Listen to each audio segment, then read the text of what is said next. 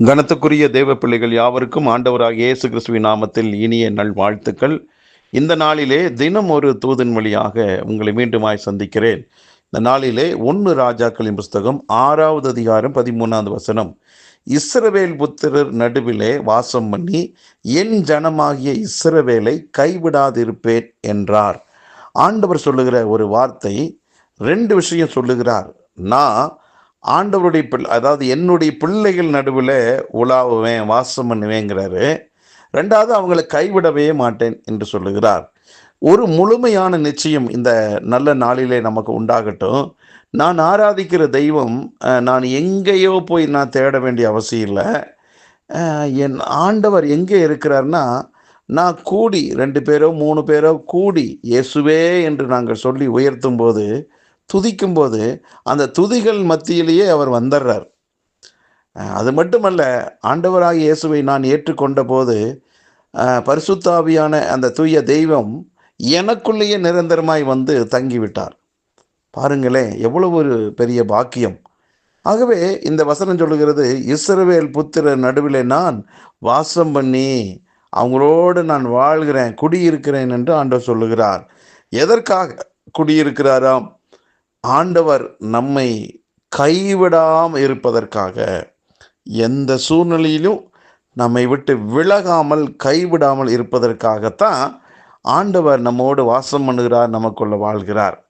இந்த முழுமையான ஒரு நிச்சயம் நமக்கு கிடைக்கிற போது நாம் சந்திக்கக்கூடியதான எந்த விதமான போராட்டங்கள் பிரச்சனையாக இருந்தாலும் அதை கண்டு நாம் பயப்பட வேண்டிய அவசியமே இல்லை.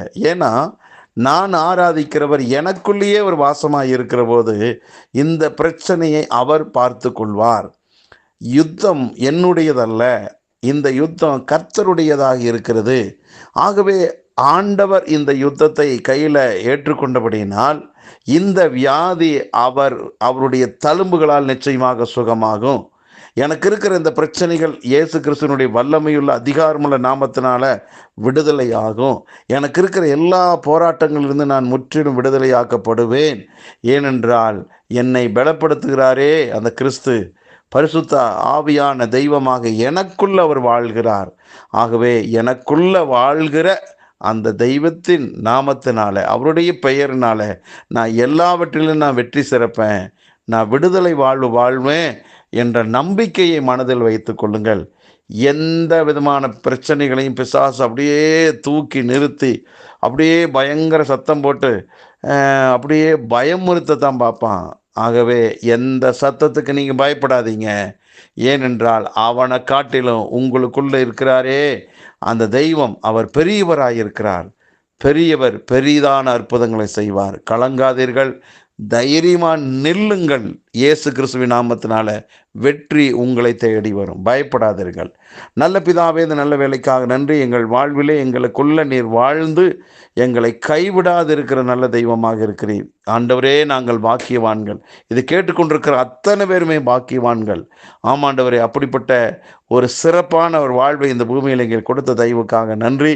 எங்களுக்கு எப்பொழுதும் இதை கேட்டுக்கொண்டிருக்கிற ஒவ்வொரு பிள்ளைகளுக்கும் ஆண்டவர் என்னோடு இருக்கிறார், எனக்குள்ள வாழ்கிறார், என்னோடு வாசம் பண்ணுகிறார், என்னை கைவிட மாட்டார் என்ற விசுவாச சிந்தனை பார்வையும் ஆண்டவரே அதிகமாக உண்டாகட்டும். ஒவ்வொருவரை வாழ்த்துகிறேன், ஆசீர்வதிக்கிறேன். இந்த நாள் வெற்றி நாளாக இருக்கட்டும். இயேசு கிறிஸ்துவின் நாமத்தை ஜெபிக்கிற நல்ல பிதாவே, ஆமென்.